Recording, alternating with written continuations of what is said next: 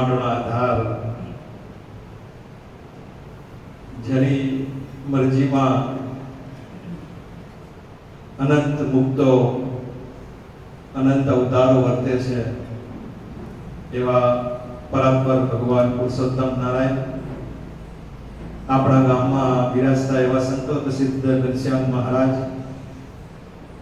અને જેના સાનિધ્યમાં બેસી અને આપણે આ એકાદશીનો પર્વ મનાવી રહ્યા છે એવા આપણા ગામના નીલકંઠેશ્વર મહાદેવજી અને એમની સાથે રહેલા હનુમાનજી મહારાજ, ગણપતિ દાદા, ત્રણ માતાજીઓ તથા ભગવાન સ્વામિનારાયણના દિવ્ય સ્થાનને સ્વભાવતા એવા પરમ પૂજ્ય ધર્મ ધુરંધર 1008 આચાર્ય શ્રી અજેન્દ્ર પ્રસાદજી મહારાજ, ભાવિ આચાર્ય લાલજી શ્રી મહારાજ, લાલજી શ્રી ઉપેન્દ્ર પ્રસાદજી મહારાજ અને દિવ્ય રૂપે વિરાજતા એવા અક્ષરધામના અનંત મુક્તો, ભક્તો અને સંતો તથા આપણી સભામાં પ્રત્યક્ષ રૂપે વિરાજતા એવા ઉત્તરાજ ગામના તથા આજુબાજુના ગામના એકાદશી મંડળના દરેક સભ્યોને મારા હેતપૂર્વક જય શ્રી સ્વામિનારાયણ. આજની એકાદશી શ્રાવણ મહિનાની એકાદશી અને મહારાજે શિક્ષાપત્રીમાં પણ આપણને આદેશ કર્યો કે શ્રાવણ માસમાં વિશેષ ભક્તિ કરવી. અને જેમ મુસ્લિમ સમાજમાં રમઝાન હોય એમ હિન્દુમાં શ્રાવણ માસ છે, જેને આપણે અતિ પવિત્ર માનીએ છીએ અને એમાં ભક્તિ કરીએ તો મહારાજ કે એનું વિશેષ ફળ મળે. જો કે ભક્તિ તો કરવા માટે કોઈ દિવસની જરૂર હોતી, ભગવાનના ભક્તને તો 12 માસ ભગવાનની ભક્તિ હોવી.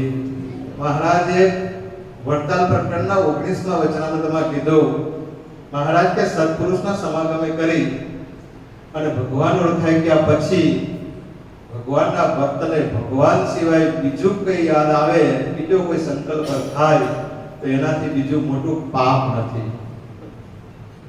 ભગવાન સિવાય બીજું કઈ યાદ આવે કે ભગવાન સિવાય બીજો કોઈ સંકલ્પ થાય. કેટલો સરસ વચનામૃત, પ્રથમનું 44મું વચનામૃત. જો શ્રીજી મહારાજે પ્રશ્ન પૂછ્યો, સ્નેહનું સ્વરૂપ છે તો શું બ્રહ્માનંદ સ્વામીને ભગવાનમાં સ્નેહ નતો? હે, મહારાજ ધામમાં જવાના થયા ને ત્યારે બ્રહ્માનંદ સ્વામીને જુનાગઢ મોકલી દીધા હતા. એટલો તેને સ્નેહ હતો ભગવાનમાં. ગોપાળાનંદ સ્વામીને જમણા પગનો અંગૂઠો પકડાવીને સંઘોળાયા હતા કે સ્વામી જ્યાં સુધી મારા દેહને અગ્નિ સંસ્કાર પૂરો ન થાય ત્યાં સુધી બ્રહ્માનંદ સ્વામી તેડાવતા નહીં. એટલે બ્રહ્મમુનિમાં એટલી તાકાત છે કે આ મારા મૃતક દેહમાં પણ મારે પાછું આવવું પડશે અને એ રહેશે ત્યાં સુધી આ જવું પડશે. સ્નેહ વગર થતું હશે? પણ તેમ છતાંય આપણને સમજાવવા માટે મહારાજે બ્રહ્માનંદ સ્વામીના સવાલના જવાબને નકારી દીધો કે સ્વામી તમને તો સ્નેહની દિશાય જડતી નથી. લ્યો, જે મહાપુરુષ 10-10 કિલો સોનું પોતાના શરીર પર શોભાવતો હોય, 10-10 કિલો સોનું, આપણે તો આજે ભગવાનની નથી ધરાવતા. હે, 10 કિલો સોનું પોતાના શરીર ઉપર હોય અને એને ભગવાનની મૂર્તિ જોવે ને કા કરી દે, નાખી દે કે આ સોનું મારે શું કરવું હોય. અને સર સયાજીરાવ ગાયકવાડ એમ કહે કે 55 માંડવાના ગામ આપું. વિચાર કરો, એક માંડવામાં 200 ગામ હશે અને એને ટુકરાવી દે કે મને તો આખા બ્રહ્માંડનું રાજ આપે તો મારે જોઈતું નથી. તો એને શું જોઈએ છે? એને સહજાનંદની સલોની મૂર્તિ જોઈએ છે, બાકી કઈ જોઈતું નથી. એ 10 કિલો સોનાનો ઘા કરીને ટાટ પહેરે. વિચાર તો કરો, ટાટ એટલે કોથળા, કંતારના કોથળા પહેરે. તો એ સ્નેહ વગર થાય? અને મહારાજે આવું કે મહારાજ કે તમને તો સ્નેહની દિશાય નથી જડતી. લ્યો, પણ એ કોની માટે છે? મારી માટે છે. આપણી માટે થશે તો બીજાની માથે જશે. કોઈ એમ કે આપણી માટે છે, તે બીજાની માથે છે. એ મારી માટે છે. કે 10-10 કિલો સોનું જેના શરીર પર શોભતું હોય નાખી દીધું હોય. આપણે તો વીટી કદાચ કરાવી. એક પ્રસંગ મને યાદ આવે કે રમૂજનો યાદ કરી, કહી દઉં તમને. એક ભાઈ જેને નવી નવી વીંટી બનાવેલી, દાંત સડી ગયો હશે એટલે દાંત સોનાનો બેસાડ્યો, સોનાના વરખનો, અને નવા નવા કંઈક ચંપલ પહેર્યા હશે, તો કૂતરું બહુ ભોંસતું હતું ને, તો બધાની વચ્ચે ઉભો રહીને એમ કહેવા માંડે કે અરે કુત્તે અહીંયાથી જતો રહે. શું કહે છે? અરે કુત્તે અહીંયાથી જતો રહે, એટલે આંગળીમાં વીંટી બતાવી દીધી કે મેં નવી પહેરી. સમજ્યા? અરે કુત્તે અહીંયાથી જતો રહે એટલે એક ચંપલ મારીશ એટલે ચંપલ નવા પહેરેલા, એક ચંપલ મારીશ એટલે દાંત પાડી દઈશ. શું કહે છે? દાંતે સોનાનું બતાવી દીધું. આટલું હોય તે આપણે કેટલું કરીએ? અને જેના શરીર પર 10 કિલો સોનું શોભે અને એ ફેંકી દે, અને ટાટ પહેરે, ટાટ એટલે કંતાનના કોથળા પહેરે, વાગે હોય, અને બ્રહ્માનંદ સ્વામી શરીર સ્થૂળ હતું એટલે જાડા હતા. મહારાજ એક જ કોથળો પહેરવાની આજ્ઞા કરી, તો બ્રહ્માનંદ સ્વામીના અંગ દેખાય. કરવો હો કોઈ સાધુએ કીધું કે સ્વામી તમારા અંગ દેખાય છે, તો સ્વામી શું બોલ્યા ખબર? સ્વામી કે અંગ દેખાય તો આબરૂ આની જશે, મારી થોડી જવાની છે. એને બે મને આપવા જોઈએ, ખબર છે કે મારું શરીર જાડું છે. બે કોથળા આપે તો અંગ ન દેખાય. એકની આજ્ઞા કરી છે તો પછી મારા અંગ દેખાય તો આબરૂ એની જશે, મારી જશે, પડી જાય. એમ તિલક ચાલુ કર્યા પછી ખોટું કામ કરશું તો આબરૂ પડી જશે, મહારાજ ની જશે. એટલે ઘણાએ તો તિલક ચાલુ મૂકી દીધો. બોલો કે હવે કરવું જ નહીં, એની આપણે આપણે ઉતરવા રાખવો. પણ સ્નેહની દિશા બ્રહ્માનંદ સ્વામીજી કોઈને મળી નથી. તેમ છતાંય આજે આપણે એ જવાબ ઉપર પ્રશ્ન ઉભો કરત ને, એટલે શ્રીજી મહારાજે પ્રશ્નને નકારી અને પોતે પોતાના મુખે જવાબ આપ્યો. એટલે આજે આપણને એમ થાય, અને મહારાજના આપેલા જવાબ પછી કોઈ એની પર આંગળી ન કરી શકે, કોઈ પેન ન ચલાવી શકે. વિચાર કરો તમે, સ્નેહના રૂપમાં આગળના પરોક્ષમાં શાસ્ત્રો છે, એમાં કેટલાય જવાબો હશે, પણ શ્રીજી મહારાજે જે જવાબ આપ્યો એની ઉપર આજ સુધી કોઈ આંગળી કરી નથી. મહારાજ કે ભગવાન સિવાય અન્ય સંકલ્પ થાય તો કેવું થાય? પંચામૃત જમતો હોય અને એમાં કોઈ ખોબો ભરીને દૂધ નાખી દે એટલું વસમું લાગે. આવો જવાબ ક્યાંય નહીં મળે.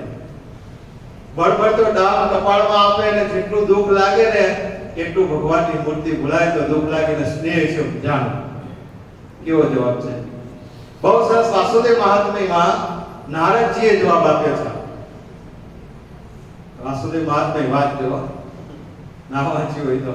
મહારાજને બહુ ગમતું હતું. વાસુદેવ મહાત્મ્યમાં શ્રીજી મહારાજ અને નારદજીને જવાબ ભગવાને આપ્યો છે સ્નેહના રૂપનો. એમાંય બહુ અજોડ જવાબ આપ્યો છે. એમાં એમ કીધું કે જેમ જેમ વિરહ થતો જાય ને તેમ તેમ સ્નેહ વધતો જાય. શું થાય? અને આપણું કેવું છે આ લોકમાં કે જેમ જેમ નજીક આવે ને તેમ સ્નેહ વધતો જાય. એમાં કેવું છે? જેમ વિરહ થતો જાય ને એમ સ્નેહ. એની આપણે જોયું છે ને, એ પછી બ્રહ્માનંદ સ્વામી હોય, સચ્ચિદાનંદ સ્વામી હોય, ગોપાળાનંદ સ્વામી હોય, ગુણાતીતાનંદ સ્વામી મહારાજ દૂર થતા ગયા ને એમ એને સ્નેહ વધતો ગયો. અને સચ્ચિદાનંદ સ્વામીને તો રૂવાડે લોહીના ટચિયા ફૂટી જતા, એવો સ્નેહ. કહેવાનો મતલબ શું છે કે સ્નેહની દિશા તો બ્રહ્માનંદ સ્વામીને મળી જ હતી, પણ આજે આપણે એ જવાબને માન જ નહીં, એટલે મહારાજે પોતે જવાબ આપ્યો છે.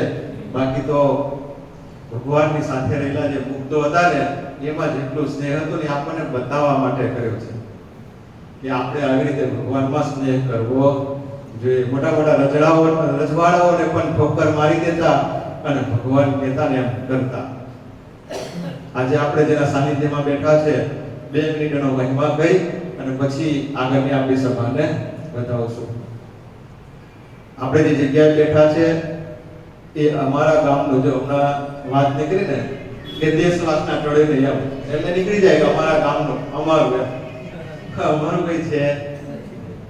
આ ગામમાં આ નીલકંઠેશ્વર મહાદેવ જે પધરાયા છે એ નીલકંઠેશ્વર મહાદેવની એક તો પુરાતની કથા છે. કદાચ આપણે એકાદશી મંડળના છે એટલે આપણને ખબર નહીં હોય, પણ મને ખબર છે, ગામના કદાચ થોડા ઘણા ખબર હશે તો હશે. એની પુરાતની કથા છે કે સર સયાજીરાવ ગાયકવાડને ખબર પડી કે આ ગામના નીલકંઠેશ્વર મહાદેવ છે, એના ગામડામાં આવતા હતા ને એટલે આપણે તો એ બહુ પ્રતાપી છે, તો એને ઉચકી લાવો અને આપણા મહેલની બહાર સ્થાપના કરો. એના માણસોને મોકલ્યા અહીંયા લેવા માટે. આ મહાદેવજીને લિંગને એટલે જે બાણ છે ને લિંગ એ લિંગને ખોદતા ખોદતા ઘણો બધો સમય ગયો તો એ લિંગ બહાર આવ્યો. એમ જેટલો ખોદતા જાય ને એટલો ને એટલો નીચે ઉતરતો જાય. શું થતું? જેટલો ખોદતા જાય આ પથ્થર જે લિંગ કહીએ છે ને આપણે, એ પથ્થર નથી, એના પાયા પાતાળ સુધીના છે. અહીંયાથી સર સયાજીરાવ ગાયકવાડ જેવો પણ આ લિંગને ઉપાડી લઈ જઈ શક્યો નથી. એ આ ગામનું લિંગ છે અને એ પ્રતાપી લિંગ છે, જેના સાનિધ્યમાં આપણે બેસી અને મહાદેવજીના સાનિધ્યમાં બેસીને ભગવાનનો ભજન કરી. આજે એ પણ રાજી થતા હશે, પ્રગટ થઈ બેઠા હશે કે લાવ આજે પ્રગટ પુરુષોત્તમ નારાયણનો મહિમા ગવાય છે, તો લાવ જરા મારા કાન ખુલ્લા કરી. આજ સુધી તો મેં બહુ સાંભળ્યું ઓમ નમઃ શિવાય, ઓમ નમઃ શિવાય, ઓમ નમઃ શિવાય, ઘણા બધા આવે અને મારા મંત્રનો જાપ કરે, પણ ભગવાનના ગુણગાન ગાય એવા કોઈ હોય તો આ એકાદશી મંડળ વાળા છે, તો લાવ આજે હું ખુલ્લો થઈને બેસું અને એને સાંભળું. તો આપણે શ્રીજી મહારાજના ગુણ ગાવા છે. અને એમાંય અત્યારે શ્રાવણ મહિનામાં આપણા આ ગામમાં વંદુના પદના દરરોજ સાંજે 1 કલાક ધૂન પછી પાઠ થાય છે, જેમાં લગભગ 80 થી 100 જણની સંખ્યા હોય છે. એટલે એકી સાથે 100 ગવાતા હશે એમ કહીએ તો ચાલે. બાજુના ગામમાં ટીમ્બરવામાં, અમારા આ ગામમાં પણ વર્ષોથી ગવાય છે અને ટીમ્બરવામાં પણ ઘણા વર્ષોથી 1 કલાકનો આ પાઠ થાય છે. તો એ વંદુના પદનો મહિમા શું છે મારે આજે તમને એ સમજાવવો છે કે 1 મહિનાથી તમે જેનું ભજન કરો છો, જેને ગાઓ છો, એનો મહિમા શું છે. આમાં કેટલા જણા બેઠા છે જે વંદુના પાઠ કરે છે દરરોજ અત્યારે આપણા મંદિરમાં? એ મહિમા સમજી લ્યો અને આજથી તમે જે વંદુના પદ ગાશો ને એમાં તમને એમ લાગશે કે ના, ઘનશ્યામ મહારાજની મૂર્તિ નથી, પ્રગટ ઘનશ્યામ મહારાજ મારી સામે બેઠા છે. આવો મારે તમને એનો મહિમા પીવડાવવો છે. અને જો ના મહિમા તમારા અંદર ઉતરે તો તમારે સમજવું આપણામાં કંઈક ખાલી છે. એ સાંભળવામાં આવે કે આ ભૂલ કરી છે એ વંદુના પદની. નહીતર આ કીધું છે એ પ્રમાણે જો વંદુના પદ કહીએ તો ભગવાન સ્વામિનારાયણ મૂર્તિ રૂપે નહીં, પ્રગટ રૂપે ત્યાં વિરાજમાન છે અને તમને પ્રગટ મૂર્તિમાંથી દર્શન આપશે ને આપશે. હજી 4-5 દિવસ બાકી છે, એટલે બરાબર ધ્યાનથી આ વંદુના પદનો મહિમા સાંભળજો.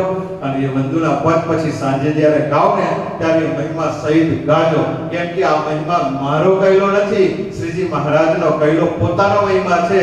અને એ શ્રીજી મહારાજ પોતાના સ્વરૂપનો મહિમા જ્યારે કહેતા હોય ત્યારે મધ્ય પ્રકરણના 48મા વચનામૃતમાં શ્રીજી મહારાજ એમ બોલે કે આ પ્રેમાનંદ સ્વામીએ જે અમારા પદનો મહિમા ગાયો છે એની પાછળ તો બેકગ્રાઉન્ડ બહુ મોટું છે, એ લેવા જઈએ તો આપણી કથા પૂરી થઈ જાય એમ છે.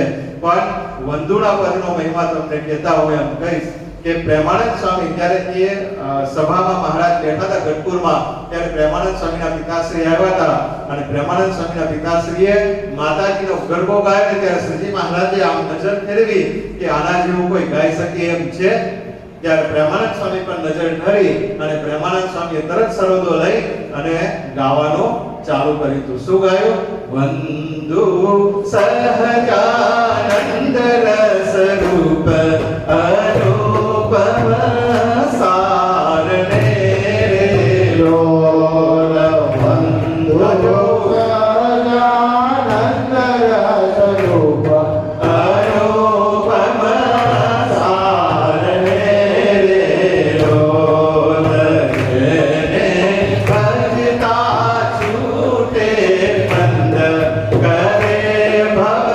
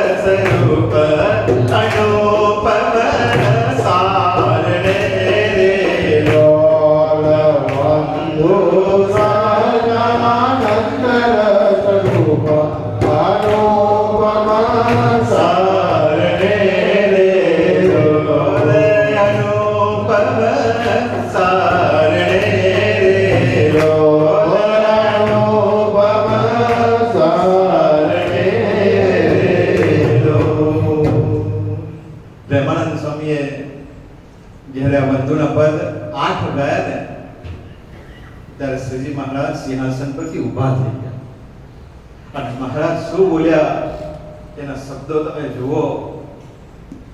ઘણી વાર છે ને મારું મન, હું મારું પોતાનો અનુભવ પૂછતો, મારું મન બહુ આમ ખીમ થઈ ગયું હોય ને કે કોઈ જગ્યાએ લાગતું ના હોય ને ત્યારે આ મધ્ય પ્રકરણનું 48મું વચનામૃત છે ને એને વાંચી લો. એને વાંચે ને તો ખબર પડે કે મને કોણ મળ્યું છે અને મારી માટે શું કરે છે. ખબર પડી? તમારું મને ક્યારે ઉદાસ થાય ને ત્યારે આટલું યાદ રાખજો કે મધ્ય પ્રકરણનું 48મું વચનામૃત વાંચજો. શ્રીજી મહારાજ કહે છે, બેટા હું ક્યાંય નથી ગયો, તારી જોડે બેઠો, તારા હૃદયમાં બેઠો છું, બહાર ક્યાંય છો. મહારાજ શું બોલે? મહારાજ કે આ બંધુના પદ આ પ્રેમાનંદ સ્વામીની જેમ કોઈ ગાય, મૂર્તિને સંભાળીને ગાય.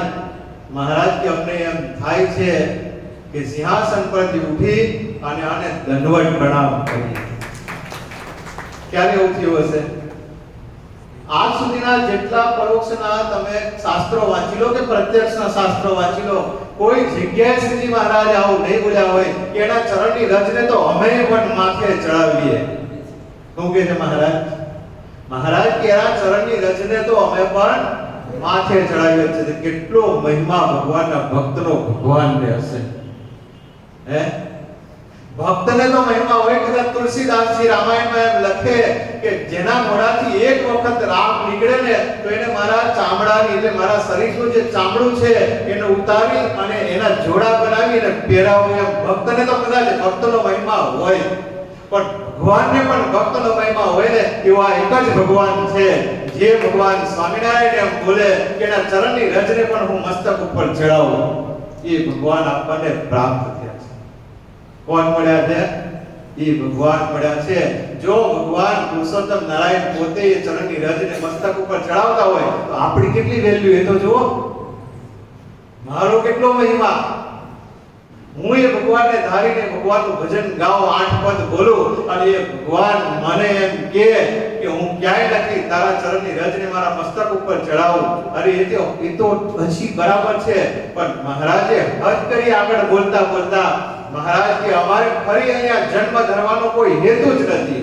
હું કે છે અને એની સાક્ષી છે ને નિષ્કુળાનંદ સ્વામી બોલે, પુરુષોત્તમ પ્રકાશમાં નિષ્કુળાનંદ સ્વામી કે આવ્યા નથી ને આવશું ક્યાંથી, મનમાં લોને વિચારી. હું કે છે આવ્યા નથી ક્યારે અને ફરી આવવાના પણ નથી. મનમાં વિચારી લો કે આ પુરુષોત્તમ નારાયણ દરેક બ્રહ્માંડમાં એક જ વખત જાય છે, ફરી વાર જતા નથી. પણ તેમ છતાં આ વચનામૃતમાં શ્રીજી મહારાજ એમ બોલે, મહારાજ કે અમારે અહીંયા કોઈ જન્મ લેવાનો હેતુ છે નહીં, પણ તેમ છતાંય અમને એમ થાય છે કે આવા સાધુની મધ્યે, હું કે છે મહારાજ આવા સાધુની મધ્યે અમારે જન્મ ધરવા કોઈ પણ નિમિત્ત બનાવી અને જન્મ ધરવાની વાસના છે. શું કે છે?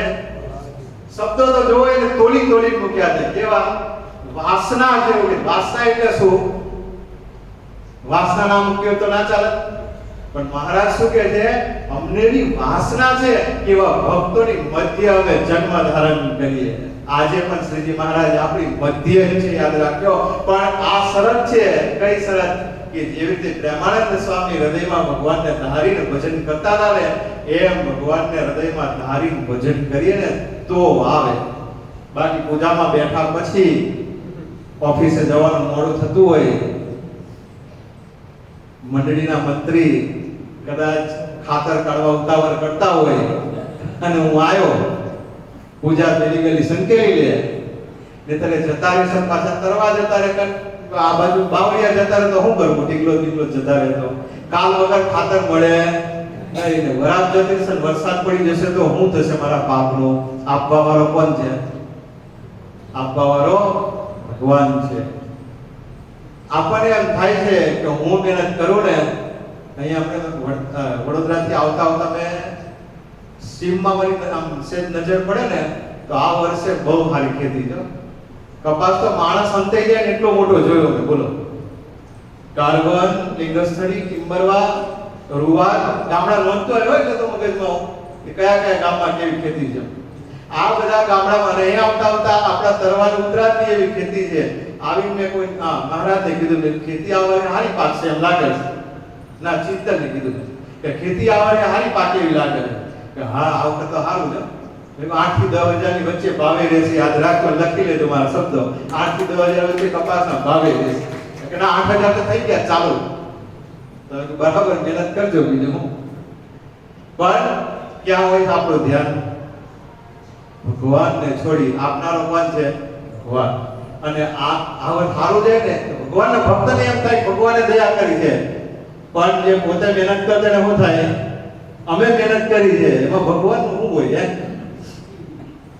ભગવાનનું શું હોય એમાં? અમે મહેનત કરી છે. એક બહુ સરસ પ્રસંગ, જુનાગઢથી ગુણાતીતાનંદ સ્વામી પોતાનું સંત મંડળ લઈ અને વડતાલ આવતા હતા. રસ્તામાં ભાલ પ્રદેશ આવે. ભાલ પ્રદેશમાં બરાબર, ભાલ પ્રદેશ એટલે કે એકલું પાણી જ હોય ત્યાં, અને ત્યાં ડાંગર અને ઘઉંની ખેતી થાય. ભાલિયા ઘઉં ને કહેતા આપણે. તો ત્યાં ગુણાતીતાનંદ સ્વામી આવતા બપોર થઈ ગઈ એટલે એક ખેતર હતું બહુ સરસ, અને એક ખેતરમાં સ્વામી કે અહીંયા આપણે ઉતારો કરવો છે. પટેલ હતા. પટેલે પૂછ્યું કે તમારા જેવા સંતો અમારી ત્યાં અમને શું વાંધો છે? બપોરનું ટીમન અહીંયા કરીને આરામ કરી પછી જ આગળ જજો, તે વગર જવાનું નથી. અને ભાઈ થોડો હશે તો ભગવું કપડું જોયું, સ્વામિનારાયણ સાધુ એટલે ઉતાર્યા પછી સ્વામીએ ત્યાં આરામ કર્યો, એને પાણી વાપર્યું. એટલે એના મનમાં એમ થયું કે આપણે આની જમીનની, આની જગ્યાની ઉપયોગ કર્યો છે, પાણીનો ઉપયોગ કરે છે, તો આપણી ફરજ બને. મહારાજે વચનામૃતમાં લખ્યું કે સાધુએ ઉપદેશે કરીને સેવા કરવી. એમ જેમ સાધુની સેવા કરાવે તો વસ્ત્ર અને અન્ય કરીને કરે છે, એવી રીતે સાધુએ એની ઉપદેશ કરીને સેવા કરવી. તો લાવ પટેલને બેહાડો, 2 શબ્દ ઉપદેશના કહું. અને પટેલને બોલાવ્યા. સ્વામી દર્શન કરીને બેઠા અને સ્વામીએ પહેલા તો વ્યવહારની વાત કરી કે પટેલ, આ વર્ષે ખેતી બહુ સારી દેખાય. આ જો તો ખરા ઘઉં હતા, ઘઉંના કેટલા ઘંટા છે. જો તો ખરા મુઠ્ઠી જેવા ઘઉં દેખાય છે. મુઠ્ઠી વાળીને કેમ ફાટું થઈ ગયા હોય એવા ઘઉં પર ઘંટા ચડે. જો તો ખરા આ વખતે તો બહુ સારો માલ થવાનો છે, ભગવાનની બહુ મોટી કૃપા થઈ છે. ગુણાતીતાનંદ સ્વામી એમ બોલ્યા. ત્યારે પટેલ હું કે સ્વામી, રાત દાડો અમે મહેનત કરી મરી ગયા. આ રાતની લાઈટોમાં અડધી રાતે અમે પાણી લેવા આવતા હતા. ભગવાનની એમાં શું કૃપા થઈ છે? કહો આ જે હોય છે, પણ ભગવાનની બહુ મોટી કૃપા છે સ્વામી. ભલે કે જે હોય એમ કરતા સમય છે. સ્વામી વડતાલ જતા રહ્યા. વડતાલ ગયા, સમયો પૂરો કર્યો કાર્તિકનો, અને સમયો પૂરો કર્યો એમાં વચ્ચે હિમ પડ્યું. શું થયું? હિમ પડ્યું અને ઘઉંના કંટા એવા દેખાય, પણ અંદરથી ઘઉંના બીજ બધા બળી ગયા.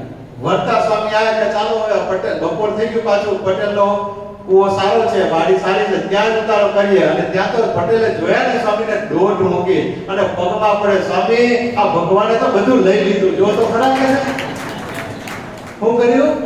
ભગવાને બધું લઈ લીધું. તો કે કેમ, શું થયું? અરે આ હિમ પાડ્યો અને આમાં ઘઉંના કંટા એવા દેખાય, પણ અંદર બીજ કઈ છે? લઈ લીધું તો ભગવાને લઈ લીધું ને. અમે કહેતા હતા આપની મહારાજે બહુ મોટી કૃપા કરી તો કે ના અમે મહેનત કરી, અડધી રાતે પાણી પીવા પાવડા આવતા હતા ત્યારે તમે હતા, લઈ લીધું તો ભગવાને લઈ લીધું પોચ. એટલે આપણો સ્વભાવ આવો છે, પણ ભગવાન તો બહુ દયાળુ છે, ભગવાનની દયાનો પાર છે. એટલે આપણે જોતા હતા વંદુના પદનો મહિમા. મહારાજ કે વંદુના પદ જો આવી રીતે કોઈ પ્રેમાનંદ સ્વામીની રીતે કોઈ ગાય ને તો અમે એને એના ચરણની રજને મસ્તક ઉપર ચડાવીએ અને અમને એની વચ્ચે આવવાની વાસના છે. તો ભગવાનને લાવવા હોય વચ્ચે તો ભગવાનને હૃદયમાં સંભાળી એના એક એક અંગો જો આ વંદુના પદ કેવા છે, શણગારના પદ નથી. આ પદ કેવા છે, શણગારના નથી. આ પદ કોઈ લીલા ચરિત્રોના નથી. આ પદ કોઈ વિરહના પદ નથી. આ પદ કેના છે તો ભગવાનના પોતાના સ્વરૂપના છે. રૂપના નથી, ભગવાનના પોતાના સ્વરૂપના છે. ભગવાનના પોતાના સ્વરૂપમાં જે જગ્યાએ જેવો તિલ અને જેવો ચિહ્ન રહેલું છે ને એવું પ્રેમાનંદ સ્વામીએ ધ્યાન રાખીને લખી લીધું છે અને એને ઢાળમાં ઢાળ્યું છે. કેમ કે કથા વાર્તામાં લોકોને ઊંઘ આવે ને એટલે સ્વામી કે આપણે આવું કંઈક બનાવો. એમ કરતા કરતા એ જીવની વૃત્તિ ભગવાનના સ્વરૂપમાં ચોંટી જશે. આજ સુધીના ઘણા બધા પદો બન્યા છે, પરોક્ષમય બન્યા હોય અને પ્રત્યક્ષમય બન્યા હોય, પણ આ 8 પદ જેવા એકેય પદ છે નહીં. કેમ કે ભગવાનનો જે શ્રી વિગ્રહ હતો ને, જે ભગવાનનું પોતાનું સ્વરૂપ આ પૃથ્વી ઉપર લઈને પધાર્યા હતા ને, એ સ્વરૂપ ઉપર પ્રેમાનંદ સ્વામીએ જે જગ્યાએ જેવો તિલ ને જે જગ્યાએ જેવું ચિહ્ન છે ને એવું આપણે આંખો બંધ કરીને ગાતા હોય તો આપણી નજર સામે દેખાતું હોય ને આપણને એમ લાગે, પણ જે આંખો બંધ કરીને ગાતા હોય એને એમ લાગે. ભગવાનની મૂર્તિને સંભાળીને ગાતા હોય ને એને એમ લાગે, બાકી ફાફા મારતા હોય એને લાગે નહીં. એને તો આખો મહિનો તો શું આખી જિંદગી જતી રહે ને તો એ ભગવાનના દર્શન થાય, એને ભગવાનના દર્શન થાય નહીં. અને એક જ વખત જો ભગવાનના દર્શન થાય તો કામ થઈ જાય ને. એટલે કહું છું કે જેમ પ્રેમાનંદ સ્વામી અંતરમાં ધારી ભગવાનને સંભાળ્યા છે ને એવી રીતે આપણે પણ જ્યારે વંદુના પદ ગાવા બેસતા હોય ને ત્યારે ભગવાનને સંભાળીને ગાવાના છે. બીજું આપણે કામે શું છે ત્યાં ઢોલકી વાળો ઢોલકી હારી નથી વગાડતો, મંજીરા વાળો મંજીરા હારા નથી વગાડતો, પેલા કોકનું છોકરું આગળ આવી ગયું, એ બધું કાંઈ જોવાની જરૂર છે? જોવાનું છે કે આપણું લક્ષ્ય ફક્ત ભગવાનના સ્વરૂપમાં હોવું જોઈએ, બાકી ક્યાંય હોવું જોઈએ નહીં. એટલા માટે પ્રેમાનંદ સ્વામી આ પદ રચના કરી છે, બાકી પ્રેમાનંદ સ્વામીને એની જરૂર હતી નહીં. કેમ કે તિલચિહ્નના પાઠ તો પહેલેથી બનાવી દીધા હતા. તિલચિહ્નોના પાઠ વચનામૃતના પરથાળામાં આપ્યા છે, પહેલેથી બનાવી દીધા હતા. વંદુના પદ બનાવવાની જરૂર હતી નહીં. પણ વંદુના પદ બનાવવા પાછળનો એક જ આશ્રય હતો કે કથા વાર્તામાં કદાચ કોઈને ઊંઘ આવી જાય, કેમ કે આ રસ કેવો છે, શાંત રસ છે. ભગવાન સ્વામિનારાયણને કહે છે ને સહજાનંદ સ્વરૂપ, એ ભગવાનમાં રસ એ કેવા હતા ખબર છે? 9 પ્રકારના રસો હતા અને એમાં એક શાંત રસ હતો ને, એ શાંત રસ છે ને ભગવાનની પરાવવાની છે. જ્યારે જ્યારે વચનામૃત ખોલીએ ને ત્યારે 50% તો ઊંઘતા જ હોય. કેમ? એનું કારણ શું? કેમ કે ભગવાનની વાણી એવી છે કે શાંત રસ છે ને તમને શાંતિ અપાવે છે. હું આપે છે એટલે કહું છું, કદાચ મન તમારું ઉદાસ થાય ત્યારે કીન થાય ને ત્યારે 48માં મધ્યમ 48માં વચન લખી રાખજો, મધ્યમ 48મું વચનામૃત ખોલીને બેસજો. શાંતિ ના થાય તો મને ફોન કરજો, ભગત મને શાંતિ ના થાય ત્યારે હું રસ્તો બીજો એક બતાવીશ પાછો, પણ થઈ જશે એ આપણી ગેરંટી છે. કેમ કે અહીંયા શાંત રસ રહે છે. એટલે આમ જો ને તો કથા છે ને કદાચ કીર્તન કરતા હોય ને તો ફાફાઈ મારીએ, ઢોલક વાળો ઢોલકમાં હોય, મંજીરા વાળો મંજીરામાં હોય, એને જેવી કથા વાર્તામાં શાંતિ મળે ને એવી ક્યાંય મળતી નથી જીવને. કેમ કે કથા વાર્તામાં શાંતિ એટલે મળે છે કે કદાચ ખબર ના પડે ને તો ઊંઘ આવી જાય. શું થાય? વચનામૃતમાં કથામાં કદાચ ખબર ના પડે તો શું આવી જાય? ઊંઘ આવી જાય. ઊંઘ આવી જાય તો શાંતિ જ છે ને. છે ઉપાધિ ગઈ, આજુબાજુ શું છે ખબર પડે, પરંતુ શાંતિ થઈ જાય. અને ખબર પડે આ વચનામૃતના અર્થને સમજણમાં આવે તોય સમાધિ થાય, અને સમાધિ થાય તો ખુલ્લી આંખે શાંતિ થઈ જાય. શું થાય? ખુલ્લી આંખે શાંતિ થઈ જાય. એટલે કહું છું કે ભગવાનમાં 9 પ્રકારના રસો હતા ને, તો અવજ્ઞા કથામાં રસ રાખજો. એવું ના રાખતા કે કથા વાર્તા હું સાંભળ્યું, એમ કે કથાથી જીવનું રૂડું થાય છે. અને આ વંદુનો પદનો મહિમા એટલો બધો છે કે વંદુના પદથી તો આ વડોદરા વાડી મંદિર છે ને આપણું, કદાચ તમને ખબર હોય ન હોય, એક પ્રસંગ કહી દઉં. વડોદરાનું વાડી મંદિર છે. વાડી મંદિરમાં શંકર ભગવાન છે, શિવજીનું બાણ લિંગ છે. અને એ છે ને, જ્યારે ગોપાળાનંદ સ્વામી મહારાજના ધામમાં ગયા પછી બહુ વધારે પડતા વડતાલમાં રહ્યા અને વડોદરામાં રહ્યા અને થોડું ઘણું ઉમરેઠમાં રહ્યા. તો વડોદરાના હરિભક્તો ગોપાળાનંદ સ્વામી પાસે વડતાલ આવ્યા અને વડતાલ આવીને ગોપાળાનંદ સ્વામીને કીધું કે સ્વામી, વડોદરામાં અમારે શંકર ભગવાનની પ્રતિષ્ઠા કરવી છે, તો તમે વેદ પાઠી કોઈ બ્રાહ્મણ હોય તો એને બોલાવી અને તમે ત્યાં પધારજો. સ્વામી કે ભલે, અમે આ વખતે તો 8 વેદ ભણેલો બ્રાહ્મણ લઈને આવવાના છે. હું કે અને વડોદરા એટલે છોટી કાશી, છોટી કાશી વડોદરા એટલે એવા મોટા મોટા વિદ્વાનો અને એવા ગયા આમંત્રણ આપવા કે 4 જ વેદ આપણે આખી જિંદગી ગઈ તોય. આપણે હિન્દુ છે તો આપણને એટલી તો ખબર હોય છે ને આપણા વેદ કેટલા છે. કેટલા વેદ છે આપણા? 4 વેદ છે કે 8 છે? તા ગોપાળાનંદ સ્વામી કે 8 વેદ ભણેલો લઈ આવીશ. 4 ની ક્યાં વાત કરો તમે? અને 4 વેદ કયા કયા છે આપણા? ઋગ્વેદ, સામવેદ, અથર્વવેદ અને યજુર્વેદ. આટલું તો ખબર સારું છે કે 4 વેદ ની ખબર છે. પુરાણ કેટલા છે? હે, મોટેથી જરા બોલો ને. 18 પુરાણો છે. 18 પુરાણોમાં તમને ખબર છે 6 તમોગુણી પુરાણ છે. તમોગુણ દેવતાઓને પ્રધાન બતાવતા 6 પુરાણો છે. 6 રજોગુણ પ્રધાન બતાવતા પુરાણો છે દેવતાઓના, અને 6 સત્વગુણ પ્રધાન બતાવતા પુરાણો છે. અને 19નું શ્રીમદ ભાગવત પુરાણ છે. એ નિર્ગુણ બ્રહ્મને બતાવનારું પુરાણ છે.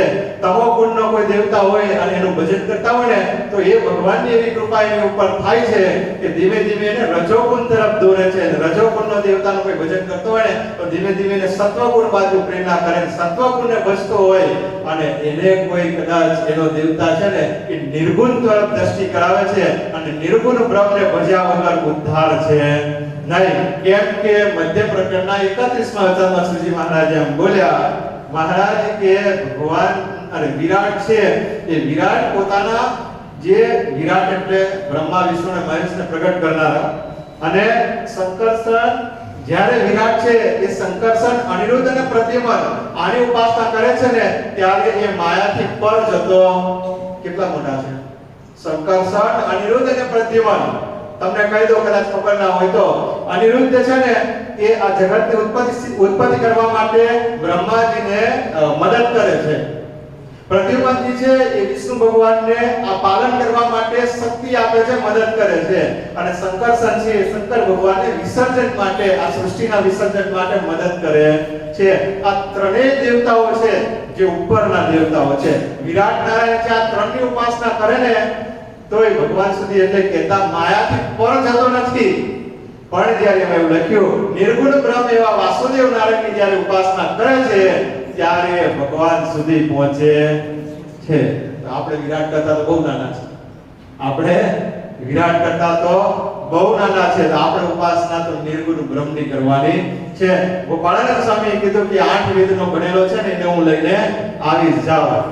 તો એમાં છે ને ભાયાવદરના એક રામ શર્મા નામના ભૂદેવ જે ગોપાળાનંદ સ્વામી પાસે વર્ષોથી આવતા. અને હું તમને કહી દઉં કે ભાયાવદરના જે રામ શર્માજી હતા ને એ બહુ મુમુક્ષુ, એટલે નાનપણથી જ એને ભગવાનમાં એટલો બધો પ્રેમ કે ભગવાન સ્વામિનારાયણની સાથે 12 વર્ષની ઉંમર સુધી રહેલા. એની પોતાની ઉંમર 12 વર્ષ થઈ ને ત્યાં સુધી. અને એમના ત્યાર પછી સાધુ થયા. અને તમને નામ કહું, ત્યાર પછી સાધુ થયા. એમની વાતોમાં વાત લખાઈ કે જ્યારે જુનાગઢ મંદિરની સ્થાપના થઈ ને, જુનાગઢ મંદિર એ ભાયાવદર જુનાગઢ પ્રાંતમાં આવે, એટલે જુનાગઢ મંદિર રાધારમણ દેવની સ્થાપના થઈ, સિદ્ધેશ્વર મહાદેવને જ્યારે ભગવાને પધરાયા ને ત્યારે હું હાજર હતો. એવું કહે છે, હું કહે છે હું હાજર હતો અને મેં મારી આંખોએ જોઈને અનુભવ લખ્યો છે, કોઈની સાંભળેલી વાત લખી નથી. મેં મારી આંખોએ જોઈને લખ્યો છે આ પ્રસંગ. અને એમ કે જે જુનાગઢ મંદિરમાં ઊભો હતો, શ્રીજી મહારાજે આરતી કરી અને મૂર્તિ સામે ત્રાટક કર્યું ને, ત્યારે મહારાજના પોતાના રૂપમાંથી, પોતાના સ્વરૂપમાંથી તેજના પુંજો વહેતા થયા. તે આખા જુનાગઢમાં ફેલાયા હતા. લે અને બધું તેજ પાછું આવીને પોતાના સ્વરૂપમાં સમાઈ ગયું છે. એ મારી આંખે દેખેલો અહેવાલ લખું છું, કોઈની સાંભળેલી વાત લખતો નથી. અને એ પ્રત્યક્ષના ઉદાહરણ આપણી પાસે છે. અને એ ભાયાવદનના રામસરમાં ગોપાળાનંદ સ્વામી સાથે રહેતા અને એની ઈચ્છા થાય ને ત્યારે સ્વામીના સમાગમ કરવા માટે જતા રહેતા. તે આ વખતે કઈક ઈચ્છા થઈ હશે અને વડતાલ પધારી ગયા. ગોપાળાનંદ સ્વામી વડતાલ હતા એટલે પેલા લોકોએ કીધું એટલે કે કઈ વાંધો નહીં, તમે મુહૂર્ત કરાવો, અમે આવી જઈશું. અને મુહૂર્ત કરાવ્યું અને એ રામ શર્માજીને લઈને ત્યાં પધાર્યા. ત્યારે કોઈ પૂછે ને કે સ્વામી આ ગ્રહસ્થ તમારી સાથે નાનપણથી જોડાયેલા અને બહુ મોટા મહાપુરુષ, સ્વામી આ તમે આને કોને લઈને ફરો છો? ત્યારે ગોપાળાનંદ સ્વામી શું કહેતા ખબર છે? આ તો અમારો ભાઈબંધ છે. લે શું કહેતા? આ તો અમારો ભાઈબંધ છે. ગોપાળાનંદ સ્વામી ધામમાં ગયા ને ત્યાં સુધી એની સાથે રહ્યા હતા. ગોપાળાનંદ સ્વામી એમને દીક્ષા આપી. ભગવાન સ્વામિનારાયણના કહેવાથી ગોપાળાનંદ સ્વામીના મંડળમાં રહ્યા. ગુરુજી મહારાજે દીક્ષા આપી અને એને વર્તમાન ધરાવનાર બીજો કોઈ નહીં, ખુદ ભગવાન પુરુષોત્તમ નારાયણ સ્વામિનારાયણ ભગવાન હતા. ભાયાવદરથી એમના પિતાશ્રી જ્યારે એમનો જન્મ થયો ને ત્યારે નાની ઉંમરે લાવીને મહારાજ જ્યારે ગઢપુરમાં બેઠા હતા એની સામે મૂકી દીધા. અને મહારાજની સામે મૂક્યા ને એટલે મહારાજે લઈ ખોળામાં લીધા. ખોળામાં લઈ મહારાજની સામે જોઈને સેજ હસ્યા. એટલે એના પિતાશ્રીએ પૂછ્યું, મહારાજ કેમ આને જોઈને તમે હસ્યા? મહારાજે કીધું, મહારાજ એનું નામકરણ કરી દો. એટલે નામકરણ કરવા એટલે ખોળામાં લીધા. ખોળામાં લઈને એની સામે આમ જોયું તે મહારાજ હસ્યા. અને મહારાજ હસ્યા એટલે પૂછ્યું પેલા એના પિતાશ્રીએ કે કેમ મહારાજ તમે એની સામે હસ્યા? મહારાજ કે તમને વાત મનાઈ નહીં પણ કહી દઉં છું. આપણને નહીં મનાય. હા એ વાત કદાચ આપણે તો સત્સંગી કદાચ મનાય. મહારાજ કે અમે એટલે હસ્યા છે કે અમે જ્યારે નાના હતા ને, હું કે મહારાજ અમે જ્યારે નાના હતા ને ત્યારે અમારું નામકરણ કરવા માટે આ પધાર્યા હતા.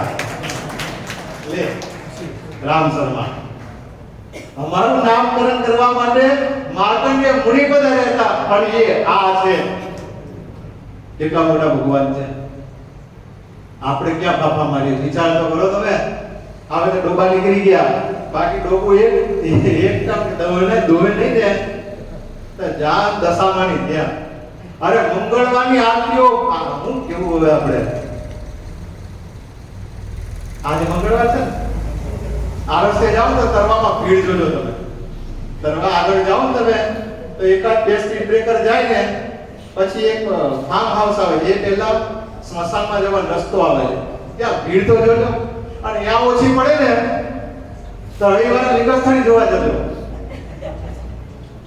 એ દેવી દેવતાનો કોઈ આપણે એ નથી કરતા, નિંદા નથી કરતા, પણ તમને કોણ મળી છે તો જુઓ તમે. ક્યાં હાથીની અંબાણી પર બેઠા છો અને ગધેડી પર બેહવાનો વિચાર કરો છો. ભગવાન પુરુષોત્તમ નારાયણ કેટલા મોટા ભગવાન મળે એ તો જુઓ તમે. ભગવાન જો ઘણા લોકો એમ કહે છે કે ભગવાન સ્વામિનારાયણ આ પૃથ્વી પર પધારવાના હતા, એની કોઈ આગાહીઓ તો છે નહીં. હું કહે છે ભગવાન સ્વામિનારાયણને ભગવાન માનવા તૈયાર નથી, પણ હું તો એની સાથે ટૂંકીને એમ કહું કે આ તો પુરુષોત્તમ નારાયણ છે અને અવતારનો અવતારી છે. આવો મારી પાસે તમને બેહાડી સમજાવું. બાકી મીડિયામાં આપણે જે વાત કરવા તૈયાર છે નહીં. અહીં આવી બે તને સમજાવો કે આ કોણ છે. ભગવાન સ્વામિનારાયણની કોઈ આગાહીઓ નથી એમ કે ચાલો આપણે ભૂલી જાવ, આગળ બતાવીએ. આગાહીઓ નથી. વાસુદેવ મહાત્મ્યમાં લખે છે આગાહીઓ ભૂલી જાવ, કોઈ નાખી છે ને આપણે કહીએ છીએ. પણ રામચંદ્રજી ભગવાન આ પૃથ્વી પર પધારવાના હતા, શ્રી કૃષ્ણ ભગવાન આ પૃથ્વી પર પધારવાના હતા. બરાબર? તો ભાગવત સિવાય ક્યાંય આગાહી બતાવો. શ્રીમદ ભાગવત પુરાણ સિવાય ક્યાંય આગાહી છે? રામચંદ્રજી ભગવાન આ પૃથ્વી પર આયા, વરાહ અવતાર આવ્યો, નરસિંહ અવતાર આવ્યો, એ જે અવતારો ભાગવતજીમાં બતાવ્યા છે એની પહેલા આગાહીઓ કોઈ પણ વેદમાં બતાવી છે? કોઈ વેદોમાં એ તો ભગવાન આવે એની સાથે એનો અનુભવ કરે ને પછી ખબર પડે કે આ ભગવાન છે, આ કોઈ સામાન્ય નથી. એટલે કહું છું કે વચનામૃત જેવા સંપ્રદાયના ગ્રંથો વાંચો ને, એનો અભ્યાસ કરો ત્યારે ખબર પડે કે આ કોઈ ભગવાન નથી, આ તો ભગવાનનો ભગવાન પ્રાપ્ત થયો છે, અવતારનો અવતારી પુરુષોત્તમ નારાયણ પ્રાપ્ત થયા છે. કોઈ એમ કે તમારા શાસ્ત્રોમાં લખ્યું છે, એ તો અનુભવ કરી લખે ને, આયા વગર કેવી રીતે લખાય? પુરુષોત્તમ નરેન્દ્ર પધાર્યા હતા તો એના લક્ષણો લખવા કેવી રીતે, એના ઐશ્વર્ય પ્રતાપો લખવા કેવી રીતે, એને ગાવા કેવી રીતે?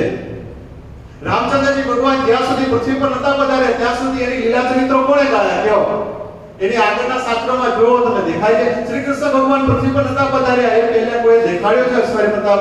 કોઈ એવા લખ્યા છે ઐશ્વર્ય પ્રતાપો કે ભગવાન કૃષ્ણ આવશે પૂતનાને મારશે એવું બતાવ્યું કોઈ જગ્યાએ? એ તો આવે અનુભવની વાતો છે. આયા પછી વ્યાસ ભગવાન હાજર હતા અને વ્યાસ ભગવાન હાજર હતા ને એને જોઈ લખ્યા છે, બાકી લખાય એવા નતા. એટલે કહું છું કે ભગવાન શ્રી કૃષ્ણ પાસે તો એક જ વ્યાસ હતા, આ તો વ્યાસના રાફડા ફાટ્યા હતા. હું હતો અહીંયા વ્યાસ ભગવાનના રાફડા હતા. લઈને સદગુરુવરે ગોપાલ સ્વામીની વાતો, ગુણાતીતાનંદ સ્વામીની વાતો, આ વચનામૃતના ચાર સંતો, પ્રેમાનંદ સ્વામી જેવા અષ્ટકવિઓના કીર્તનો લઈ એક એક પદમાં પુરુષોત્તમ નારાયણને પુરુષોત્તમ બતાવતા પદો છે. એટલે તો પ્રેમાનંદ સ્વામી એમ કહે છે કે હમ તો એક સહજાનંદ ગાવે, હમારે મન સ્વામિનારાયણ ભાવે, દૂસરો ન ભાવે. આમને બોલ્યા છે, એ અનુભવ વગર બોલ્યા છે. સદગુરુ મુક્તાનંદ સ્વામી એમ કેવું કે બાળો ભોળો સાધુ નથી કે ગમે એની આંટીમાં આવી જાવ એમ. અમે આ નજરે ઐશ્વર્ય પ્રતાપો જોયા છે અને રામ શર્મા એમ લખે કે જુનાગઢમાં મેં મારી આંખે નજરે જોયા છે. અને રામ શર્માને જ્યારે લઈને આવ્યા ને ગોપાળાનંદ સ્વામી, મુહૂર્ત આવી ગયું, એના વિદ્વાનો એમ કે વડોદરાના કે સ્વામી હવે તમે બ્રાહ્મણ કહેતા હતા બોલાવો ને. ત્યારે રામ શર્માજીને નવડાઈ ધોડાઈ તૈયાર રાખ્યા હતા ગોપાળાનંદ સ્વામીએ. અને સ્વામીએ કીધું કે આવો રામ શર્માજી અહીંયા બેસો અને આ મૂર્તિની પ્રતિષ્ઠા તમારે કરવાની છે. હાથ જોડી દીધા. સ્વામી હું તો અભણ સાધુ, અભણ ગરસ્ત ભૂદેવ, મારે કેવી રીતે આની પ્રાર્થના કરવી અને આને કેવી રીતે વેદની વિધિથી કરે ત્યારે આની અંદર પ્રાણ આવે એવા નિયમ છે. મૂર્તિમાં પ્રાણ લાવવાના નિયમો છે, વેદ વિધિથી કરે ને તો જ આવે, બાકી એમાં પ્રાણ આવે નહીં. પણ આ ભગવાન પુરુષોત્તમ નારાયણના સાધુ છે, એની આગળ પ્રકૃતિનું પણ કઈ ચાલતું નથી. યાદ રાખજો, એની આગળ કાળ, કર્મ, માયા, પ્રકૃતિ કોઈનું કઈ ચાલે નહીં. અને ગોપાળાનંદ સ્વામી એમ કીધું રામ શર્માને કે તમને 8 પદ તો આવડે છે ને, 8 વેદ આવડે છે ને? હા સ્વામીજી તમારી કૃપાથી મને આવડે છે. ગાવા માંડો. અને રામ શર્માજી આંખો બંધ કરી અને ઉપાડ્યું, વંદુ સહજાનંદ રસ રૂપ અનુપમ સારણે લોલ, વંદુ સહજાનંદ રસ રૂપ અનુપમ સારણે લોલ. એક પદ કર્યું, બે પદ કર્યા, 3 પદ કર્યા, 4 પદ કર્યા, છઠ્ઠું પદ જ્યારે આવ્યું ને, છઠ્ઠું પદ 8 નહીં, છઠ્ઠું પદ જ્યારે આવ્યું ને કે વાલાએ રસના ચાકણ હાર છાસ્તે નવગે. આ બાજુ રામ શર્માજી આંખો બંધ કરી વંદુના પદ ગાય છે. એને કઈ ખબર નથી કે આગળ શું થઈ રહ્યું છે, પણ આખું વડોદરા જોઈ રહ્યું છે કે જ્યારે છઠ્ઠું પદ આવ્યું ને ત્યારે બાણ કહેવાય ને જે આ શિવલિંગ આખું ધ્રુજવા માંડ્યું છે. અને ગોપાળાનંદ સ્વામીને પોતાના આસન પરથી ઊભા થઈ અને શિવજીના બાણ ઉપર 2 હાથ મૂકવા પડ્યા છે ને ત્યારે શિવજી શાંત થયા છે. અને રામ શર્માજીએ 8 પદ બોલ્યા ને ત્યાં પ્રત્યક્ષ શિવજી આવીને પ્રગટ થાય છે અને કહી રહ્યા છે કે હું આ લીમમાં હંમેશાની માટે રહેલો છું. એ વડોદરાનું આજે પણ શિવલિંગ આપણને દર્શન આપે છે. વાડી મંદિરમાં રહેલું શંકર ભગવાનનું મંદિર. આ વંદુના પદનો બહુ મોટો મહિમા છે, પણ આપણી પાસે સમય બહુ ઓછો છે એટલે જેટલું કહેવાય એટલું કહીશું. પણ આ પદને સંભાળીને ભગવાનને સંભાળીને ભગવાનનું ભજન કરજો. બહુ મોટી વાત આપણે કરીએ તો થાય એમ છે, પણ વંદુના પદ એટલે મહારાજ ગાતા પ્રેમાનંદ સ્વામી આગળ ગાતા એમ કહે છે કે આ ભગવાનનું રૂપ કેવું છે તો સહજાનંદ સુખ રૂપ છે. અને શરૂઆત ક્યાંથી કરી સ્વામીએ? વંદુથી કરી. જુઓ, બહુ આ કદાચ આપણને ખબર ના પડે, પણ કોઈ કવિ હોય ને એને પહેલી ખબર પડે. કેમ કે કવિ છે ને જ્યારે પોતાની રચના પૂરી કરવા જાય અને એક અડધો અક્ષરે બાકી રહી જતો અને એને મળી જાય ને, તો જેમ વર્ષો સુધી વાંજિયાની ઘેર દીકરો ન આવ્યો હોય અને કોઈ મહાપુરુષના આશીર્વાદથી દીકરો આવી જાય, જેટલો આનંદ એને થાય ને એટલો એક અડધા અક્ષરથી કવિને આનંદ થઈ જાય કે હાય હવે મારી કવિતા અહીંયા પૂરી થાય છે. એને આ રચનાની ખબર પડે. બાકી આપણે તો દરરોજ ગાઈએ જ છે કે આ હું અંદર આ જો આ મારા મોહન મિત્રલાલ જો તારી મૂર્તિને પીની પાણી પિંડી પતી ગયું, ચરણ કમળ આયા વાત પૂરી થઈ ગઈ. પણ જે આ પદને જાણતો હોય ને, તમે જુઓ ને તો સોનાની પરખ કોને હોય? સોનાની પરખ સોનીને હોય. અને હીરાની પરખ કોને હોય? એમને ના હોય હીરાની પરખ. હીરાની પરખ કોને હોય? એમ આ પદની પરખ કોને હોય? જે આનો મહિમા જાણતો હોય ને એને આ પદોની ખબર હોય. આ પછી કોઈ કવિ હોય ને, મહાન કવિ, એને આ પદની ખબર હોય. કેમ કે કોઈ પણ ગ્રંથનું મંગળાચરણ કરતા હોય ને તો મંગળાચરણ કરવા વાળો જે વ્યક્તિ છે ને બહુ જ વિચાર કરે ને પછી મંગળાચરણ કરે. અને મંગળાચરણ ત્રણ રીતે થાય છે. એક નમસ્કારથી થાય છે, બીજું એના ગુણગાન ગવાથી થાય છે, એના ગુણ હોય ને વર્ણવાથી થાય, અને ત્રીજું પ્રાર્થનાથી થાય છે. કોઈ પણ જગ્યાએ તમે જુઓ ને તો આ ત્રણમાંથી એક જ મંગળાચરણ હશે. પણ ભગવાન સ્વામિનારાયણના જે સાધુ છે, હું તમને જે ગોપાળાનંદ સ્વામીની સામર્થ્ય બતાવી, પ્રેમાનંદ સ્વામીની સામર્થ્ય બતાવું. પ્રેમાનંદ સ્વામી એવા સાધુ છે, એવા કવિ છે, શીઘ્ર કવિ તો છે, પણ આ એક પદમાં આપણે જે ગાયું ને વંદુનું પદ, આ એક પદમાં ત્રણેય પ્રકારના નમસ્કાર, ત્રણેય પ્રકારના જે મંગળાચરણ છે ને એક જ પદમાં લઈ લીધા છે. પહેલા વંદન કરી વંદુ સહજાનંદ સ્વરૂપ, ત્યાર પછી શું કહે છે કે જેને ભવ બ્રહ્માદિક દેવ ભજ્યતેજી કામ ને રેલો, જે હરિ અક્ષર બ્રહ્મ આધાર કે પાર કોઈ નવ લહે રેલો, એના ગુણનું વર્ણન કર્યું. અને ત્રીજા નંબરમાં શું કર્યું? છેલ્લા શું કીધું? વર્ણવ સુંદર રૂપ અનુપ જુગલ ચરણે નવી રેલો. પ્રાર્થના કરી, હે મહારાજ નખસિક પ્રેમ સખીના નાથ રહોને ઉર્મા રમી રેલો. હે ભગવાન, તમે મારાથી તો તમારા ગુણ ગવાય એમ છે નહીં, પણ તમે કૃપા કરશો તો હું કંઈક લખી શકીશ, બાકી મારાથી લખાય કે બોલાય એમ કઈ છે. ત્રણેય મંગળાચરણ એક પદમાં કરનાર કોઈ હોય ને તો આજ સુધીના કવિઓમાં આ એક જ પ્રેમાનંદ સ્વામી છે, બાકી કોઈ છે નહીં. આપણી પાસે ટાઈમ ના હોય, પણ કોઈ કવિ હોય ને પૂછજો કે તમે આટલી બધી કાવ્ય રચનાઓ બનાવી કે જોઈ તો મંગળાચરણ તમે કોઈ જગ્યાએ એકી સાથે ત્રણેય જોયા છે? તો કે ના, એ પ્રેમ સખી પ્રેમાનંદ સ્વામી જ કરી શકે, બાકી કોઈની તાકાત છે નહીં. અને શરૂઆત કયા અક્ષરથી કરવી એ મોસ્ટ ઇમ્પોર્ટન્ટ છે. આવું સારું પદ બનાવે છે તો શરૂઆત વ અક્ષરથી કરવું. ત્યાં નમો સહજાનંદ સ્વરૂપ લખ્યું હોત તો ના ચાલે? નમો સહજાનંદ સ્વરૂપ લખ્યું હોત તો ચાલે કે ના ચાલે? પણ નમન કરે ને તો એનું ધ્યાન ચરણારવિંદમાં હોય. નમન કરતો હોય તો સેવકની દ્રષ્ટિ ચરણમાં હોય. પણ જેની સાથે પ્રેમ છે, જેનામાં પ્રેમ કરવો છે ને એની દ્રષ્ટિ મુખ ઉપર હોય છે. આ લોકમાં તમે જુઓ ને કોઈને પ્રેમી પંખીડા હોય તો આમને કઈ પગ જોઈને પ્રેમ થઈ જતો હશે કોઈને? થાય? હું જોઈને પ્રેમ થાય? એનું મુખ જોઈને પ્રેમ થાય. એમ અહીંયા પણ ભગવાનનો પ્રેમ કરવો છે તો એનું મુખ જોઈને, એટલે વંદુ અને વદન. વદન એટલે મુખ કમળ, એટલે સ્વામીએ વંદુ શબ્દ વાપર્યો છે. અને વંદુનો મતલબ, વનો મતલબ છે ને એ બારાક્ષરીમાં વ એ છે ને અક્ષરનો રાજા કહેવાય છે. આવા વ્યાકરણની કદાચ તમને ના ખબર હોય કે તમારે જરૂરી નથી, તમારે કોઈ કેવું નથી, પછી એમાં શું જરૂર હોય? આવી મહેનત તમારે શું કામ કરવી જોઈએ? પણ એક એક વાક્ય રચનાઓ છે, એક એક શબ્દ સજી મહારાજના વચનામૃતોમાં છે, એની ઉપર બહુ ધ્યાન આપવાનું જરૂર, અભ્યાસ કરવાની જરૂર છે. પણ ક્યાં નવરાશ મળે આપણને એવો અભ્યાસ કરવાનો? નવરાશ આપણે એમાં ચાર ધામ સુધી જાત્રા જશે, નેપાળની ટોચ સુધી કુલાસર અને કેદારનાથ જશે, પણ ઘરમાં રહેલું શાસ્ત્ર એને જરાય ખંખોળશે. તમે અમારી ઘેર, મારી ઘેર આવો ને તો આખા શાસ્ત્રોની લાઇબ્રેરી ને બનાવી છે. અનેક પ્રકારના શાસ્ત્રો મેં મૂકેલા લાઇબ્રેરી. ઘણા બધાની ઘેર હોય, ઘણા ઘેર છે તો વચનામૃત આમ થપ્પો હોય, સત્સંગી જીવન પાંચે પાંચ ભાગ અલગ હોય. જો આપણી ઘેર તો કેવા શાસ્ત્રો, હા પણ ખોલ્યું કોઈ દાડો? આ ઘડી ખુલી ના હોય. આ મારી લાઇબ્રેરીમાંથી જ આ કીર્તનામૃત, કીર્તન ધારા આવી છે ઘરની, એમાં એના કાગળ એકે બગડેલા દેખાય છે. ક્યારે ખોલી ગાયા હોય તો બગડે ને, સમજ્યા? આ કીર્તનો ક્યારે કીર્તનાવલી કે કીર્તન ધારા ખોલીને એમાંથી કીર્તનો ગાયા હોય તો બગડે. અને મંદિરને જોયા હોય, જાઓ મંદિરના તો ફોતરા ઉડી ગયા હોય. કેમ કે આ ભક્તો બહુ કારાડા હોય ને, સમજ્યા?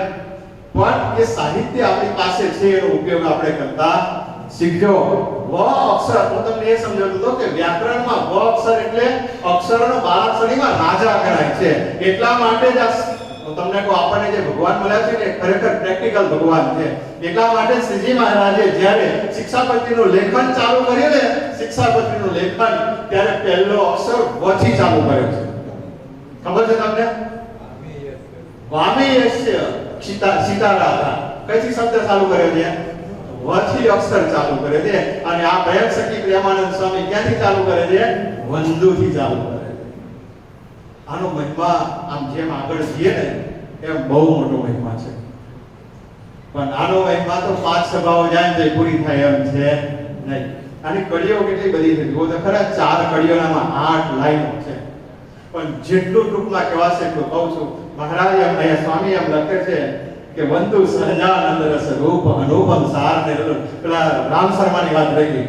એ રામ શર્મા જે હતા ને એમને વૈરાગ્ય થયો, અને વૈરાગ્ય થયો કોર્ટમાં કેસ થયા. એમની કોઈ બીજી પત્ની જોતી જ નથી છૂટાછેડા કર્યા પછી. તો એને સાધુ થયા, ગોપાળાનંદ સ્વામી પાસે દીક્ષા લીધી અને મહાપુરુષ દાસજી એનું નામ પડ્યું. બહુ મોટા સાધુ મહાપુરુષ દાસ સાધુ છે. જન્મથી લઈ માનવ સમજના થયા ત્યાંથી લઈ ગોપાળાનંદ સ્વામીનો જેને સત્સંગ કર્યો હોય, જેને પ્રસંગ કર્યો હોય, કેવા સાધુ હોય. થપાટ મારીને સમાધિ કરાવી દે એવા સાધુ. કેવા? અહીંયા કોઈ વીછી ઉતારના નથી, થપાટ મારીને વીછી ઉતારી દે એમ. આ મહાપુરુષ દાસજી સ્વામી થપાટ મારીને સમાધિ કરાવી દે. એ ગોપાળાનંદ સ્વામી જીવ્યા ત્યાં સુધી એની સાથે રહ્યા. અને ગોપાળાનંદ સ્વામી ધામમાં ગયા ને પછી તરત ખલતો ઊભો કર્યો અને ગુણાતીતાનંદ સ્વામી સાથે રહ્યા. જ્યાં સુધી ગુણાતીતાનંદ સ્વામી રહ્યા ને અને ત્યાં સુધી એમની સાથે રહ્યા. અને પછી પાછી જિંદગી આખી જૂનાગઢમાં કાઢી. એવા મોટા સાધુ એમ કે મારી આંખે મેં જોઈ લો અહેવાલ લખું છું, એ કઈ દૂર ગયો નથી. અને એવા મહાપુરુષ દાસ સ્વામી એને જેના આપણે કીર્તનો કહીએ છે ને કે આજ 100 વર્ષોના વાના વહી ગયા, કાલ સવારની વાત જો ગઢપુર જોતા શ્રીજી મને સાંભળે રે. આજ કળિયુગમાં પરચા પૂરે પ્રભુજી સ્વામિનારાયણ સત્ય છે. કોણે બનાવેલા કીર્તનો છે? આખી કીર્તનાવલી છૂટે છૂટા ભરી ગયા હોય. અમારા મંદિરની કીર્તનાવલી દર્શન કરવા જોઈએ. તમને કહું, સ્વામિનારાયણ મંદિરની કીર્તનાવલી દર્શન કરવા જેવી છે. અમારા જુવાનિયા ઢોલક વગાડે ને તો નીચે 2 કીર્તનાવલી મૂકે ને ઉપર માઈક મૂકે. લે અને હમણાં કોણ કીધું? આ ભગત કહેતા કે તમારા ગામમાં તો બહુ સારું મંડળ છે. મેં કીધું છે તો ખરું. અમારા ગામમાં બે કથા કરી ગામમાં રહેવું તો ગુરુય ના બોલાય આપણાથી. બોલાય એટલે ઘેર ઘંટા નંબર તો પછી ઘેર ક્યાં પછી ફોન કરે. આવું કહેતા હતા તમે? પણ આપણે જે કીર્તન ગાઈએ છીએ ને એના લેખક કોણ છે એનું બરાબર ધ્યાન રાખવું પડે. કોના બનેલા કીર્તન છે એ ખબર તમને? કવિ માવદાનજીના બનેલા કીર્તન છે. અને એ માવદાનજી જેને વર્તમાન મહાપુરુષ દાસ સ્વામીના હાથે ધરાવેલા, અને મહાપુરુષ દાસ સ્વામીને એની બહુ મોટી કથા જે આજે કરવા જેવી નથી, સમય આવશે ત્યારે કરશું. મહાપુરુષ દાસ સ્વામીએ એને વર્તમાન એના બાપાને આશીર્વાદ આપ્યો, તારી ઘેર દીકરા થશે અને ભગવાનના ભગત થશે, જા. અને એમાં આ માવદાનજી થયા. એને વર્તમાન મહાપુરુષ દાસ સ્વામી ધરાવ્યો. માવદાનજીને ઘેર એની કઈ બહુ વર્ષો થયા. આપણે એમ લાગે કે મહારાજ તો બહુ દૂર છે. ક્યાં દૂર છે? એ માવદાનજીને જોયેલા સાધુ આજે છે, માવદાનજીની સાથે રહેલા સંતો આજે છે, જેના દર્શન આપણે કરીએ છીએ. તો ભગવાન ક્યાં દૂર છે? ભગવાન ક્યાંય દૂર ગયા નથી. પણ આપણને એમ લાગે છે કે ભગવાન તો પોતાના ધામમાં જતા રહ્યા, ક્યાંય ગયા નથી. ભગવાન આપણી વચ્ચે છે. પણ આ સત્સંગ કેવો છે? પ્રગટનો સત્સંગ છે. મહારાજ એમ લખે, અરે અહીંયા પ્રેમાનંદ સ્વામી એમ કે સહજાનંદ સુખ રૂપ અનુભવ સાર ને રેલો. સહજાનંદ નું નામ લઈએ તો સુખ થઈ જાય એમ છે. રામાનંદ સ્વામીએ કઈ આમને એમ નામ પાડ્યો નતું. રામાનંદ સ્વામીએ બહુ વિચારીને નામ પાડ્યું. કેમ કે એની મૂર્તિ કેવી છે. અને જ્યાં જ્યાં કીર્તનો લખ્યા હશે કે જ્યાં જ્યાં કથાઓમાં હશે ને તો 2 નામ ઉપયોગ થયા હશે. જોજો, એક સહજાનંદ ને બીજું સ્વામિનારાયણ. બાકી ત્રીજું મહારાજનું કોઈ નામ કદાચ કીર્તનમાં ઘનશ્યામ મહારાજનું નામ હશે. પણ વધારે પડતા નામ છે ને 90% સહજાનંદ અને સ્વામિનારાયણના નામ હશે. કેમ કે એ નામમાં જ એક સહજ આનંદ રહેલો હતો. વિધાતાનંદ સ્વામી છે, વિધાતાનંદ સ્વામી, એને પોતે એક નાની પુસ્તિકા લખી. એની અંદર આપણે વિચારી હોય ને એવું લખ્યું છે. એની અંદર વિધાતાનંદ સ્વામીએ સહજાનંદ નામના 230 અર્થ કર્યા છે. કેટલા? અને આપણે બસ સહજાનંદ એટલે સહજાનંદ, ધર્મ ભક્તિના બાળ એટલે સહજાનંદ. એટલે એના નામ સહજાનંદના 230 અર્થ કરવા એટલે કહેલી વાત છે. એને કેટલું વિચાર્યું હશે, એ નામ ઉપર, એ મૂર્તિ ઉપર કેટલો વિચાર કર્યો હશે, એના ઐશ્વર્ય પ્રતાપો કેટલા વિચાર્યા હશે, એને મહિમાને કેટલો વિચાર્યો હશે, ત્યારે સહજાનંદ પર 230 નામ લખી શક્યા હશે, 230 અર્થ કરી શક્યા હશે. અને 230 અર્થ કર્યા પછી હું લખ્યું ખબર છે કે આ 230 અર્થને કોઈ ધારશે ને વિચારશે ને એને 231મું નામ સહજાનંદ સહેજે સહેજે આનંદ આપશે. હું કહે છે આપણો બાપ આટલો મોટો છે, આપણને જરાય આમ નથી કોટો ના ફૂટે. 230 અર્થ આજ સુધી કોઈના નીકળ્યા એક જ નામના. અને આ પદનો મહિમા એટલે છે કે પરોક્ષમાં ભગવાનના અવતારો તો થઈ ગયા, રામચંદ્રજી કૃષ્ણ ભગવાન આવી ગયા, એના શરીરમાં ચિહ્નો તો હશે. શ્રીમદ ભાગવત પુરાણમાં બતાવ્યા છે ચરણ ચિહ્નો, કે જ્યારે રાસ પંચાધ્યાય થાય છે ને, ના વાંચીએ તો વાંચી લેજો. રાસ પંચાધ્યાયમાં બતાવે છે અક્રૂરજી જ્યારે મથુરાથી ભગવાનને લેવા માટે ગોકુળ આવે છે ને, ત્યારે એ જોવે છે એ પાદરમાં. કેમ કે જ્યાં સુધી ભગવાન ગોકુળમાં રહ્યા ને વૃંદાવનમાં, ત્યાં સુધી ભગવાન કૃષ્ણએ પગમાં ક્યારેય પગરખું પહેર્યું નથી. અને એટલા માટે જ આ લોકો ત્યાં જાય છે તો રમણ રીતિમાં આરોટે છે. અને આપણે વડતાલ જઈએ તો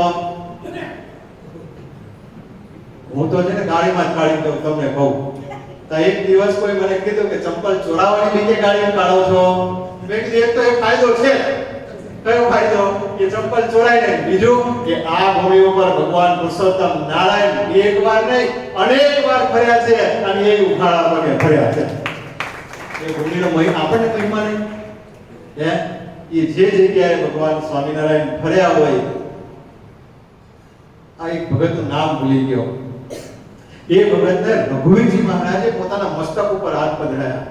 દર્શન કરવા ગયા હશે, આપણે કેમ જઈએ લાલજી મહારાજ દર્શન કરવા ગયા હશે, મસ્તક ઉપર બે હાથ મૂકી દીધા ને, તે જુવાન હશે આપણી જેવો, તમારી જેવો, મારી જેવો નહીં.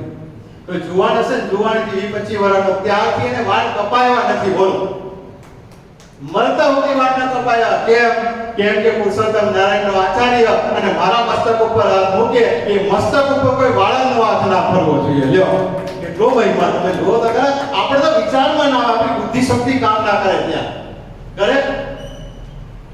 એ કેટલો મહિમા હશે. મરતા સુધી વાળ ના કપાયા. જેમ કે આ મસ્તક ઉપર બીજાનો હાથ ન પડવો જોઈએ. એ પુરુષોત્તમ નારાયણનો આચાર્ય છે અને એના હાથ મારા મસ્તક ઉપર. અને આપણે તો કેટલી વાર ભેટ્યા હોય, નહીં ભેટ્યા હોય? કેટલી વાર લાલજી મહારાજ આપણને ભેટ્યા હશે. ત્યાર પછી આપણે કેટલા ભેટ્યા? એકો કેટલા ભેટ્યા છે. પણ ભગવાનના ભગતને ભેટવા, બીજા કદાચ ના ભેટે વાંધો નહીં, પણ ભગવાનના ભક્તને અવશ્ય ભેટવું. કેમ કે અંતર, એના અંતરમાં ભગવાન હોય અને આપણને એની શાંતિ થાય છે. એટલે સહજાનંદ સુખરૂપ સહજાનંદના 230 અને 31મું નામ જે આવી રીતે સમજે છે એને મહારાજ કે, અરે વિધાતાનંદ સ્વામી કે ભગવાન સ્વામિનારાયણ સહેજે સહેજે આનંદ આપે છે. બાકી તો એ ભગવાનનું નામ અનુપમ છે. અનુપમ એ ભગવાનનું નામ અનુપમ છે. જેને ભજતા છૂટે ફંદ કરે ભવ પાત્રે. અનેક દાખલાઓ છે. કેટલા કેવા? એક ભગવાનના ભક્તને ફાંસીની સજા થઈ. એક ભગવાનના ભક્તને કઈ વાકમાં આવ્યો હશે, ફાંસીની સજા થઈ, અને એને ખબર કે આ પદ આપણે તમને કહી દઉં, કદાચ કોઈ કોર્ટ કચેરીના કેસ થાય ને તો કોર્ટમાં જાઓ ને આ પદને સંભાળતા જજો, અવશ્ય એની જીત થશે.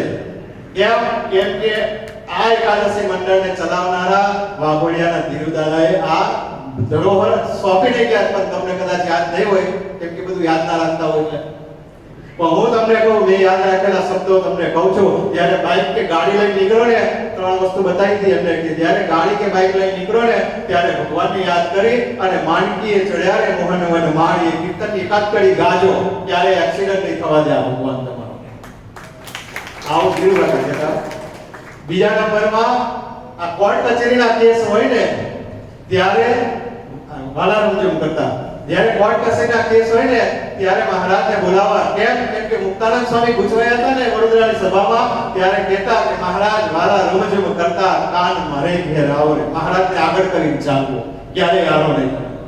અને ત્રીજો, જ્યારે હાવ તમે ઉદાસ થઈ જાવ ને, કોઈ રસ્તો ન મળે તમારા જીવનમાં, ત્યારે આ વંદુના પદને ખોલીને બેસજો અને એને ગાજો મહારાજને કે વંદુ સહજાનંદ સ્વરૂપ અનુપમ સાધન. હે મહારાજ, આટલા મોટા તમે કે જે હરિ અક્ષર બ્રહ્મ આધાર કે પાર કોઈ નવલ હેરેલો. એ મારા વાલા, હું તમને પણ કહું છું, જે પ્રેમાનંદ સ્વામી કીધું તો કે નકસિક પ્રેમ સખીના નાથ રહો ને ગુરમાર નીરેલો. હે મહારાજ, તમે મારા હૃદયમાં આવીને વાસ કરો અને જેવા ભગવાન સ્વામિનારાયણને બોલાવશો ને એ તમારી અંદર આવશે ને, તમારી અંદરથી આનંદના ફુવારા ફૂટતા થશે. જોજો તો ખરા, પણ બોલાવવા પડે. આ પ્રેમથી તમે બોલાવો તો હાય. એવી રીતે એ જે પેલા ભગતને જ્યારે ફાંસીની સજા થઈ ત્યારે એના મનમાં એક જ કે હવે ધામમાં જવું, મરી જવું છે, તો પછી બીજું શું કરવું?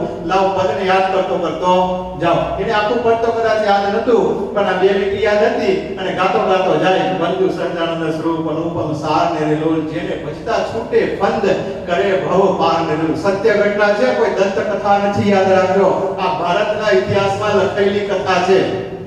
તમને એમ લાગતું હોય કદાચ કે કોઈ દંતકથા લે નામ યાદ નથી એટલે ફરી નામ કદાચ શોધી કાઢી છે એનું, પણ આપણા ઇતિહાસમાં આ લખાયેલી ઘટના છે કે એને આવી રીતે ફાંસીના માથરા ઉપર જ્યારે ચડાવવામાં આવ્યો અને મોઢા પર ઓઢાડવામાં આવ્યો, આના મનમાં એક જ ચાલુ છે, વંદુ સહજાનંદ સ્વરૂપ અનુપમ સારને. એકાદ કડી યાદ હશે તો મહારાજ તમને લઈ જશે ગઢપુરમાં. શ્રીજી મહારાજ જ્યારે નાવા જતા ને ગેલા કિનારે, ત્યારે સવારે મુક્તાનંદ સ્વામી કાયમ કીર્તનો ગાતા ગાતા જતા, પ્રભાતિયા ગાતા ગાતા. અને એમાં એક કીર્તન કાયમ ગાતા, ધ્યાન ધર ધર્મના પુત્રનો જે થકી સર્વ સંતાપ નાશે. યાદ છે કે નહીં આવા કીર્તનો? કઈ ગાવ છે કે નહીં પાછા?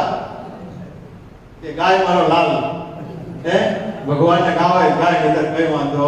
કે આ મૂર્તિ એવી છે ને જેને તમે નામ પર ખાલી આમનામ જ ગાયા કરો ને, એ ડોસી એક કાયમ કચરો વાળે અને મુક્તાનંદ સ્વામી ગાતા ગાતા જાય મહારાજની પાછળ પાછળ. તે ડોસીને યાદ રહી ગયો કે ધ્યાન ધર ધર્મના પુત્રનો જે થકી સર્વે સંતાપ નાશે. અને આખો દિવસ ગાયા કરે આવી રીતે, કેમ કે ગમી ગયો છે રાગ, અને ગાયા કરે ધ્યાન. અને એની ઉંમર થઈ, સમય આવ્યો, દેહનો અંત આવ્યો અને શ્રીજી મહારાજ 3 છોકરાઓની પાઠ કરીને પધારી ગયા કે ચાલ ડોસી, તને મારે ધામમાં લઈ જવી છે. ડોસી કે મહારાજ તમારું ભજન તો કદાચ કર્યું નથી, તાકે ઉઠી તાકે તો ધ્યાન દર કર્યા નથી. પણ મહારાજ તમે મહિમા સાથે થોડું ગાયું છે. આ તો મને રાગ ગમતો હતો એટલે બડબડ કરતી હતી, પણ બડબડ કરે તો કોણું બડબડ કરે તે તો જોતું. અરે એક સંઘ આવતો તો કાઠિયાવાડમાંથી ગઢપુરમાં, સૌરાષ્ટ્રમાં ફરતા ફરતા કોઈ જતા હશે અને રસ્તામાં એક ગાયો ચરાવનારો ભરવાડ ઉભો હતો અને એને એમ કીધું કે ભાઈ આ બધા ક્યાં જાવ છો? તો કે ગઢપુર ગોપીનાથજી મહારાજના દર્શન કરવા જઈએ છે. એમ તો ગોપીનાથજીને પેલા કૃષ્ણ તો કે હા એ જ કૃષ્ણના દર્શન. તો કીધું મારો ઈષ્ટદેવ, ચાલો હું દર્શન કરવા આવું. બીજા ભરવાડને ગાયો સોંપી દીધી, ખભેડાન નાખી અને ચાલતો થયો. ગઢપુર ગોપીનાથજી મહારાજની સામે આવી ઘોડ્યો અને ગોપીનાથજી મહારાજની આંખો સામે આંખો નાખીને જોયું અને મહારાજે પ્રગટ દર્શન આપ્યા અને એ આંખો એને યાદ રહી ગઈ. એને શું રહી ગયું? આખી જિંદગી જે મને એમ કે ગઢપુરમાં કૃષ્ણની આંખો જેવી કોઈની આંખો છે નહીં, ગઢપુરમાં કૃષ્ણની આંખો જેવી કોઈની આંખો છે નહીં. અને અંતકાળ આવ્યો ને, મહારાજ વિમાન લઈને પરમહંસો સાથે તેડવા માટે પધાર્યા કે ચાલ ભરવાડ તને લેવા આવ્યો. ત્યારે ભરવાડે એમ કે મહારાજ તમે કોણ? કે હું એ ગોપીનાથ. લે હું કે તમે મારી આંખોને આખી જિંદગી સંભાળી છે તો હું તમને ધામમાં લઈ જાઉં. જાજો સંભાળજો. ભગવાનની મૂર્તિ તો છે જ, પણ બ્રહ્માનંદ સ્વામી પેલા કોક જ્યારે આપ્યો ને એક દીકરાએ, ત્યારે હું કીધું તો કે આ ફાંદને સંભાળજે, સ્વામિનારાયણનું ભજન કરજો. કીધું કે મને ખબર ન પડે શું કરું બીજું. તે પોતે આમ પછડી કરી હતી, આમ ખોલી નાખી અને મારાથી મોટું ફાંદ હશે, મોટું પેડ હશે ને આમ ખોલીને બતાવી દીધું અને કે આ ફાંદને સંભાળજે. અંતકાળે હું મારા ભગવાનને લઈને તેડવા આવી અને બ્રહ્માનંદ સ્વામી અંતકાળે એને તેડી જાય છે. એવા ભગવાન એના સંતોનો પ્રતાપ છે. આ ભગત સંભાળતો સંભાળતો ભગવાનને જતો હોય અને જ્યારે ગાડીઓ ગળામાં પડે ને, અને એ વખતે જ આ ઘડી યાદ આવે કે જેને ભજતા છૂટે પંદ કરે ભવ પારણે રે લોલ. જેને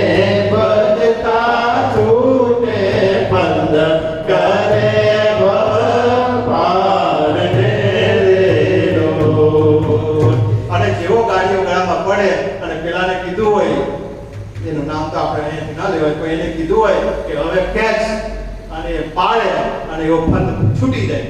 શું થાય?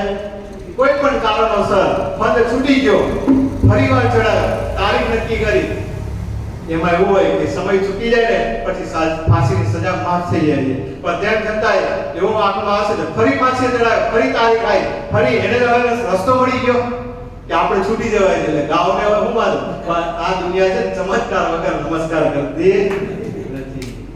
હું તમને અહીંથી ગેરંટી આપું છું, આને ભજતો, આને ભજજો, અને ભજ્યા પછી આ સંસારનો ફંદ ન છૂટે તો ફરિયાદ કરવા તમારા છોકરાને મારી પાસે મોકલજો કે મારો બાપ આખી જિંદગી ભગવાનનું ભજન કરતો હતો તોય મહારાજને તેડવા આવ્યો નહીં. ન છૂટે મને ફરિયાદ કરવા આવજો. હું એને કહીશ કે મહારાજ આ ફરિયાદ કરે છે, સાંભળો તો ખરા હું કહે છે, તમને દિવ્ય દર્શન આપશે, તમારા બાપાની હાથે બતાવશે કે જો હું લઈ ગયો છું. એ આપણી અહીંથી ગેરંટી છે કે આ લોકોના ફંદ છોડાવતો હોય તો પરલોકનો ફંદ છોડાવવા માટે ભગવાન પધાર્યા હતા, આ લોકના ફંદ છોડાવવા માટે પધાર્યા નતા. અને એ ફરી વખત સજા થઈ, ફરીવાર જ્યારે આવ્યું ત્યારે ફરી પાછું આ યાદ આવ્યું, આ કરી ગઈ ત્યાં ફરી ફંદ છૂટી ગયો, ત્રીજી વાર સજા થઈ, ત્રીજી વાર પણ આ ફંદ છૂટી ગયો ત્યારે સુપ્રીમ કોર્ટના ઓર્ડરથી આને ફાંસીની સજા માફ કરવામાં આવી હતી. એ ભગવાન આપણને પ્રાપ્ત થયા છે, બીજો કોઈ થયો નથી. આપણને અહીં બેઠા હોય તો એવું થાય કે હા ખરેખર ભજી તો લેવા જ જોઈએ. શું લાગે? ખરેખર ભજી લેવા જોઈએ. જો આ તમને કહું, આ મંડળને અમારું ગણ્યું છે એટલે તમને કહું, આ મંડળમાં તો એવા છે જેના દર્શન કરશો ને તો આંખના પાપ ભરી જશે તમારા. સમજ્યા? આ દેખાજીના વખાણ કોઈ એવું નથી. મારા અનુભવની આ વાતો કરું તમને, અને અહીંથી બોલાતું હોય ને ત્યારે અનુભવની વાતો બોલાતી હોય, આમને એમ બોલાતું ને કોખીને આવ્યા પછી બધું ભૂલી જવાય. સમજ્યા? તમે કઈક યાદ કરીને આવ્યો ને એ બોલાય નહીં, પણ અંદરથી નીકળે ને અનુભવની વાતો નીકળે. આ મંડળમાં એવા ભક્તો બેઠા છે, આ મંડળના સ્થાપના કરનારા ને જનારા એવા ભક્તો છે જેને યાદ કરો તો તમારા મનના પાપ ભરી દે એવા ભક્તો આ મંડળમાં પ્રગટ થયા. એટલે આ ગામના હરિભક્તો ગામમાં છે, નથી એવું? આ ગામના હરિભક્તોને એટલી જ વિનંતી કે ભગવાનને આવી રીતે તમે યાદ કરજો તો તમારામાં આવી શક્તિ આવશે, આવી સામર્થ્ય આવશે, અને એ ભગવાન તમને પણ આ સંસારમાંથી જેમ માખણમાંથી મુવાળ કાઢી લે ને અંત સમય જરાય દુઃખ આવવા નહીં દે. અને ભગવાનનું નામ લેતા લેતા ભગવાનના ધામમાં, આ ગામમાં એવા છે ભગવાનનું નામ લેતા લેતા ગયા છે ધામમાં. એટલે એવું ના કે વિચારતા કે આ ગામ નાસ્તિકનું હશે. આ ગામ એ ભગવાન સ્વામિનારાયણનું સ્થાપિત કરેલું અને પ્રસાદીનું ગામ છે. પાછું એ તમને કીધું, આ ગામમાં શ્રીજી મહારાજ દિવ્ય રૂપે પ્રગટ થયા છે અને આવ્યા છે. અહીંયા સાકરબાઈ કેસરબાઈનો પ્રસંગ તમને કદાચ ભક્ત ચિંતામણી મળી જશે, એમાંથી વાંચી લેજો કે સાકરબાઈ ફોઈને ભત્રીજી હતા અને એને પ્રગટ મહારાજે દર્શન આપેલા છે. એટલે પણ આપણે પૂર્વજો ભૂલી ગયા છે એટલે ફરી યાદ કરાવવું પડે છે કે આપણા બાપ દાદાના નામ ભક્ત ચિંતામણી શ્રીજી મહારાજે લખાયા છે. આપણા બાપ દાદાઓના નામો મહારાજે ભક્ત ચિંતામણીમાં લખાયા છે, અને આપણે એના દીકરાઓ છે. અને એ બધાને ભૂલી જાવ ને, જેનો વારસો આપણને મળ્યો છે ને ભગવાન સ્વામિનારાયણનો વારસો આપણને મળ્યો છે. એ યાદ રાખજો કે મને મળ્યા છે ભગવાન સ્વામિનારાયણ છે, એનું નામ બહુ અનુપમ છે, એને ભજવાથી આ સંસારના ફંદ અવશ્ય છૂટી જાય છે. સમરૂ પ્રગટ રૂપ સુખ ધામ અનુપમ નામ નેરે લો. થાળની વ્યવસ્થા કરજો હોય તો, અને મોડું બેવું હોય આપણે આખો દાડો બેહવાવાળા છે. અહીંથી હું એમ કહું કે અહીંથી ઉતરી જાઉં છું તો મને કહેજો, બાકી અહીં કંઈક ખૂટે એવું છે પાછળથી મહારાજ આપે જાય છે, અને અહીંથી હું તમને પીરસે દઉં છું. તમે તમારી બુદ્ધિ રૂપી થાળીને ખુલ્લી રાખજો, જેટલું પીરસાય એટલું જીવમાં ઉતારતા જજો. બાકી જ્યારે આયોજકો લાવે સાડા બાર આવે તૈયાર થઈને સુગંધ અહીં સુધી આવતી નથી. એટલે એ અમારે ટીમરમાં કેવું હોય ખબર છે, સુગંધ આવે, થાળ આવે પેલા હું આવે એટલે વખત સમજી જાય કે હવે આપણે તૈયારી કરવી પડશે. તો આ ભગવાન આ જે આપણો સત્સંગ છે ને એ પ્રગટનો સત્સંગ છે. કેવો છે? સમરૂ પ્રગટ રૂપ સુખ ધામ અનુપમ નામ. એના શબ્દો તો જુઓ, પ્રેમાનંદ સ્વામીએ જે લખ્યું, પ્રેમ સખી પ્રેમાનંદ સ્વામી કે સમરૂ પ્રગટ રૂપ સુખ ધામ અનુપમ નામ ને લો. અહીંયા જોજો, આ બાજુ જોજો, અમારી મહેનત ઉપર પાણી ના ફરી વળ્યો. મહારાજ થાળ તો જમશે, એનો હાર ઉતારી એક બાજુ પર દેજો મહારાજ.